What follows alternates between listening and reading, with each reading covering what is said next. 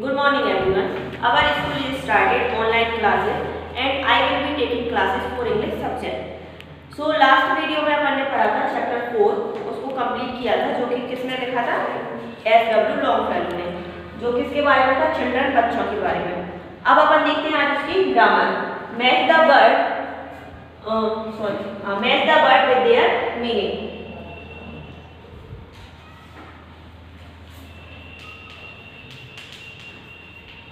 सबसे पहला है away, Sunny, glad, quite, original. तो सबसे पहले आपको इनके वर्ड के क्या मीनिंग्स पता होना चाहिए। तो अवे का मतलब क्या होता है? थोड़ा दूर रहना है, डिफरेंट प्लेस।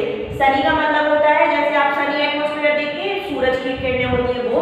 ग्लैड का मतलब होता है खुश रहना। क्वाइट का मतलब होता है एकदम कंप्लीटली, पूर्ण रूप से। अब मैं आपको ये बता दूं कि यहाँ पर क्वाइट क्या होता है, दो तीन वर्ड होते हैं। QUIT क्विट होता है, जिसको बोलते हैं छोड़ना। QUIT क्वाइट मतलब होता है कंप्लीटली, यानी कि होल, जिसमें सारी चीजें आती हैं। QUIET क्वाइट यानी होता है चुप रहना, जैसे सर बोलते हैं कीप क्वाइट, तो वो होता है चुप, यानी कि तीन मीनिंग यानी चाहिए। विजडम का मतलब होता है बुद्धि, जो कि सबके पास में होती है। तो सबसे पहला है अवे, जिसका है टू अ डिफरेंट प्लेस, यानी कि एक अलग प्लेस, यानी कि किसी चीज से भी दूर जाना, उसको भी हम कहते हैं अवे। सनी का मतलब होता है with a lot of bright light, यानी कि ऐसी जगह जहां पर बहुत ज्यादा ब्राइट लाइट हो। ग्लैड का मतलब सबको पता है हैप्पी, तो उसका हो गया हैप्पी। क्वाइट का मतलब होता है संपूर्ण, इसलिए कंप्लीटली। और विजडम का मतलब होता है बुद्धि, तो the ability to make sensible decision. अब नेक्स्ट है complete the following lines of the poem, page number 24। इसमें आपको क्या करना है? पोएम की लाइन फिलअप करना है, तो ये आप खुद अपनी पोएम देख के कर सकते हैं। थर्ड है use the following word in your sentence. अब इसमें दिए हैं बेनिस, ईस्टर्न, सनशाइन, ग्लैडनेस, ऑटम। आपको क्या करना है? डिक्शनरी में से फाइंड आउट कीजिए इनके मीनिंग और आप इनके छोटे छोटे सेंटेंस को बनाइए, ये आपका होमवर्क है। नेक्स्ट रहा क्वेश्चन आंसर, तो क्वेश्चन आंसर आपको खुद फाइंड आउट करना है। कोई भी डाउट होगा तो आप खुद स्कूल में आकर हमसे कंसल्ट कर सकते हैं। अब नेक्स्ट अपन पढ़ते हैं chapter 5 the sneeze. So today I will teach you lesson 5 the sneeze। और ये पूरा लेसन है वो एक ओवर थिंकिंग के बारे में है। जैसे कि मान लीजिए अपने माइंड में कोई बात चलती है और अपन सोचते हैं कि सामने वाला इंसान इसके बारे में क्या सोच रहा होगा। अब वही चीजें जब आपके माइंड में चलती रहती हैं तो उससे क्या हो जाता है, आप भी सोचते हो और आपका दिमाग एकदम से खराब हो जाता है। तो वैसे ही इस स्टोरी में अपन सुनेंगे कि एक मैन रहता है, मतलब एक व्यक्ति है जो क्या करता है, ओवर थिंकिंग करता है, एक बात के बारे में सोचता ही रहता है और एक वक्त ऐसा आता है कि उसकी स्थिति बहुत ही ज्यादा, कंडीशन बहुत ज्यादा लो हो जाती है। तो अपन क्या करते हैं, स्टार्ट करते हैं lesson 5 the sneeze, page number 27। One beautiful evening, even Cherebyakov, a minor officer, was sitting in the opera house watching a famous opera। एक शाम जो बहुत अच्छी थी, उसमें क्या था, चेरेब्याकोव एक व्यक्ति है करके, वो एक माइनर ऑफिसर यानी छोटा मोटा व्यक्ति है। was sitting in the opera house watching a famous opera। अब opera house कह सकते हैं कि थिएटर में बैठा हुआ था और एक मूवी देख रहा था। As he sat there, जैसे कि वह वहाँ बैठा था, he felt extremely relaxed and happy। बहुत रिलैक्स मूड में वो बैठा हुआ था और बहुत ही ज्यादा क्या था, खुश था। But suddenly his face grew wrinkled, यानी कि उसके फेस पर क्या हुआ, अचानक से झुर्रियाँ आ गई। His eyes rolled, उसकी आंखें गोल गोल घूमने लगी। And he held his breath, उसने अपनी सांस को रोका। And he took off his glasses, अपने चश्मे को निकाला। Bent forward, आगे झुका। And अपछू, he sneezed, और उसने क्या किया, छींक दिया। यानी कि कुल मिलाकर कुछ नहीं हुआ, ओपेरा हाउस में बैठ के वो मूवी देख रहा था और मूवी देखते देखते उसको छींक आई और उसने छींक दिया। Now sneezing is not prohibited to anyone, यानी कि छींकना किसी के लिए क्या है, रोक मतलब निषेध नहीं है, मतलब कि हर कोई छींक सकता है, क्योंकि वो क्या है, नेचुरल थिंग है। Peasant sneeze and thief of the police भी, किसान छींक सकते हैं, पुलिस के जो चीफ होते हैं वो छींक सकते हैं, इवन पॉलिटिशियंस भी, राजनेता भी छींक सकते हैं। एवरीवन स्नीज, यानी कि कोई भी व्यक्ति है वो छींक सकता है।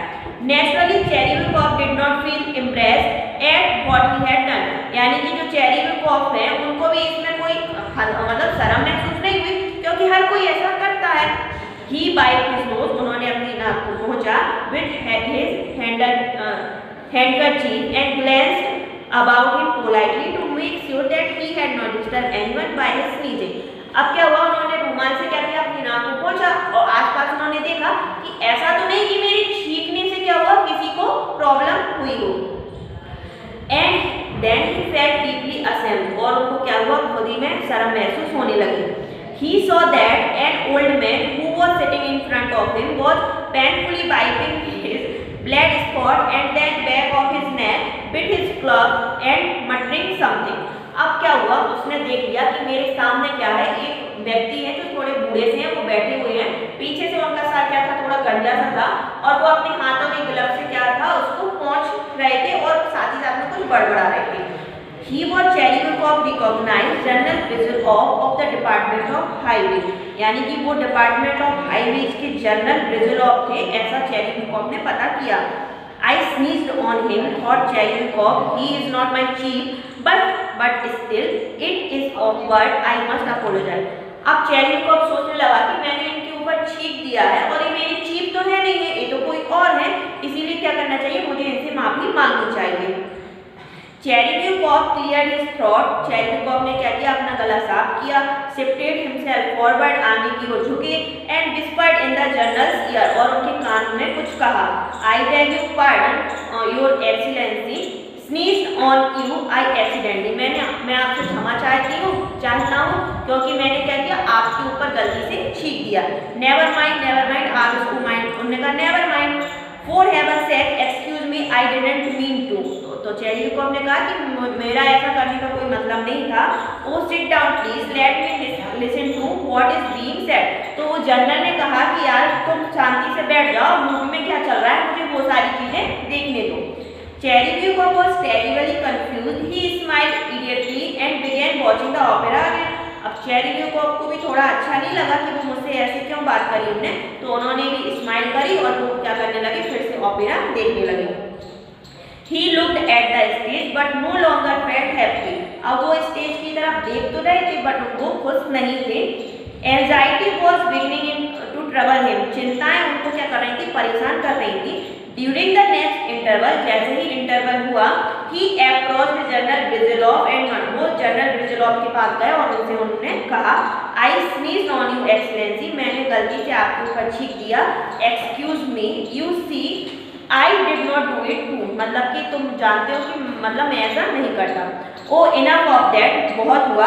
I had already forgotten about it. General ने कहा कि मैं इसके बारे में पहले से ही भूल गया हूँ। And you keep on at same thing. और फिर तुम वापस से आए और फिर वही की वही चीज वापस से कहने लगे। Said the general impatiently, twitching his lower limbs. यानी कि उन्होंने गुस्से में आकर उन्हें ऐसा कह दिया। He says he has forgotten it, but there is malice in his eyes. Thought Cherevikov, glancing at general suspiciously. अब क्या हुआ, चेरेविकोव थे वो सोचने लगे कि अच्छा इन्हें इस चीज को भूल गए, बट इनकी आंखें तो बड़े गुस्से में दिख रही थी और वो जनरल को क्या करने लगा, देखने लगा। He won't even speak, और वो मुझसे बात करना भी नहीं चाहते थे। I must explain that I didn't mean it, जबकि मैंने उनसे कहा था कि मेरा ऐसा करने का कुछ मतलब नहीं था। That sneezing is a law of nature, यानी कि छींकना तो क्या होता है, प्राकृतिक चीज होती है। Or else he might think I was spitting, it doesn't think so now, he will later. यानी कि मैंने तो उन पर कोई स्पिटिंग यानी कि थूका तो नहीं था, लेकिन हो सकता है वो अभी ऐसा नहीं सोच रहे हो, लेकिन आगे आने वाले टाइम में वो ऐसा सोचने लगे। On reaching home, घर पहुंचते ही चेरेविकोव told his wife about the incident. चेरेविकोव ने अपनी वाइफ से इस इंसिडेंट के बारे में बताया। He was alarmed at first, पहले तो वो थोड़ा सख्त हुई या फिर चिंतित हुई। But when she learned that Brizilov was not her husband's chief, she felt reassured. यानी कि पहले तो उन्होंने सोचा कि हो सकता है इन्होंने अपनी चीफ के ऊपर छींक दिया हो, फिर उनको बाद में पता चला कि अच्छा ये ब्रिजिलोव के ऊपर इन्होंने छींक दिया है, तो उन्होंने फिर उनको समझाया। Still you must go and apologize, she said. उसने कहा कि तुमको उनके पास जाना चाहिए और उनसे माफी मांगनी चाहिए। He might think you don't know how to behave in society. हो सकता है कि कल के दिन वो ये सोचने लगे कि सोसाइटी में कैसे बिहेव करना चाहिए उनको आता ही नहीं है। That's just it, said Cherevikov. उन्होंने कहा कि ठीक है मैं ऐसा ही करूँगा। I have apologized, but he acted so curiously. He didn't say anything sensible, then there was no time for conversation. उसने मतलब अपनी वाइफ को कहा कि वैसे तो हमारे बीच में कोई सेंसिबल टॉक नहीं हुई है, बट अब इतना टाइम भी नहीं था मूवी देखने के बाद कि हम एक दूसरे से बात कर सकते। द फॉलोइंग डे यानी next day Chervyakov shaved, Chervyakov ने सेविंग करी, वोर हिज न्यू यूनिफॉर्म, अपनी नई यूनिफॉर्म पहनी, and went to prison of office to explain thing to him, मतलब कि उनके ऑफिस में गए उनकी चीज़ों को क्या करने के लिए, एक्सप्लेन करने के लिए। In the general reception room, general के रिसेप्शन रूम पर there was a large crowd of petitioners, यानी कि वहाँ पर क्या हुआ, जो आवेदक रहते हैं उनकी बहुत सारी भीड़ लगी हुई थी। Sitting at the large table in the centre of the room of the journal, मतलब कि ऑफिस था जहाँ पर बहुत सारे कुछ लोग थे, भीड़ लगी हुई थी, और बीच सेंटर में क्या थे, वो जर्नल विजिटर बैठे हुए थे।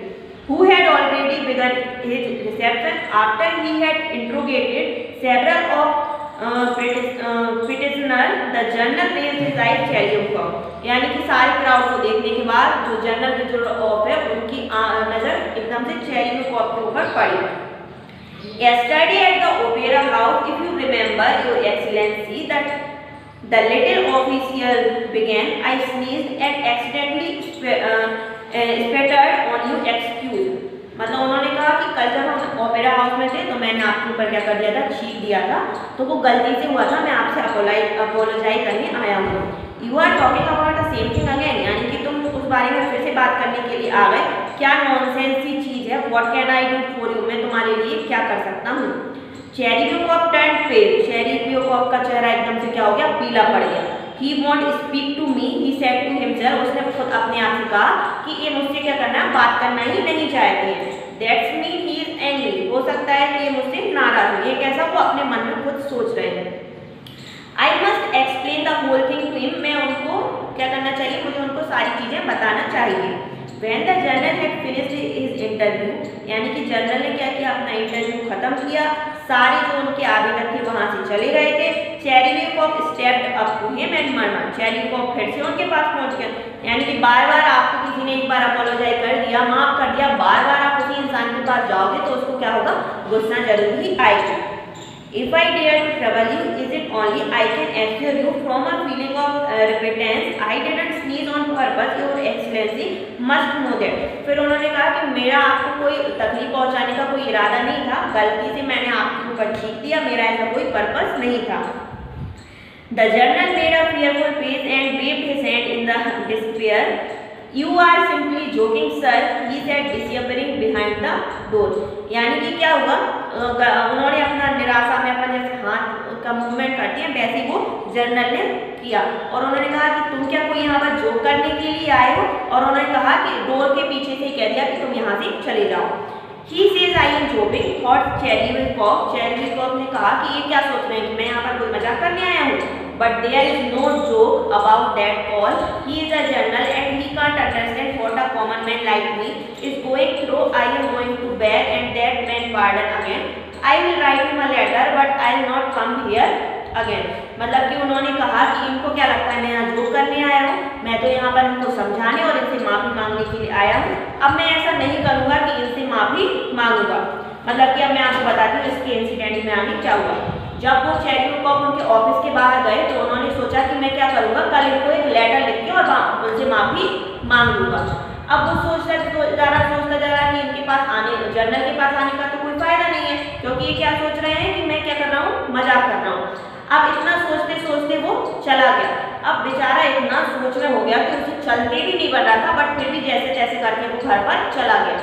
घर पर गया बट उसने ना लेटर लिखा ना किसी से कुछ बात करी, और ऐसे ही सोचते सोचते कि वो मेरे बारे में क्या सोच रहे होंगे क्या नहीं सोच रहे होंगे, क्योंकि मैंने उन पर छींक दिया है, ऐसे ही वो गया, यूनिफॉर्म भी चेंज नहीं करी, सोफे पर गया और सोचते सोचते वहीं पर मर गया। यानी कि कुल मिला के छोटी सी चीज थी जिसके बारे में सोचते सोचते इसका माइंड इतने बुरी तरीके से खराब हो गया था कि वो क्या हुआ, मर ही गया वो इंसान। ऐसे अपनी लाइफ में कोई भी चीज़ आती है तो ओवर थिंकिंग ना करके अपन उसको किसी के साथ शेयर करें। मतलब कि अगर अपन उसी बात के बारे में सोचते रहेंगे वो भी गलत वे में सोचते रहेंगे, तो इससे क्या होगा, हमारी लाइफ भी क्या होगी, एक दिन जाके स्पॉइल हो जाएगी और डिस्ट्रॉय हो जाएगी। इसीलिए ओवर थिंकिंग ना करके चीज़ों को सुलझाने की कोशिश करो, उससे क्या होगा हमारी लाइफ भी बहुत ज़्यादा इजी हो जाएगी। और जैसे जो चेरी वे पॉप के साथ हुआ कि वो लास्ट में जाकर क्या हुए, वो एकदम मर गए क्योंकि वो अंदर से टूट गए थे कि वो इंसान मेरे बारे में क्या सोच रहा होगा। तो कौन इंसान आपके बारे में क्या सोचता है, इसके बारे में सोचने की बजाय हम क्या कर रहे हैं उसके बारे में सोचें, जिसके कारण हमारी लाइफ क्या हो जाएगी, ईजी हो जाएगी। इस तरह हमारा लेसन 5 क्या हो गया, एकदम कंप्लीट हो गया। नेक्स्ट चैप्टर में अपन इसकी ग्रामर और क्वेश्चन आंसर के बारे में डिस्कस करेंगे। Thank you.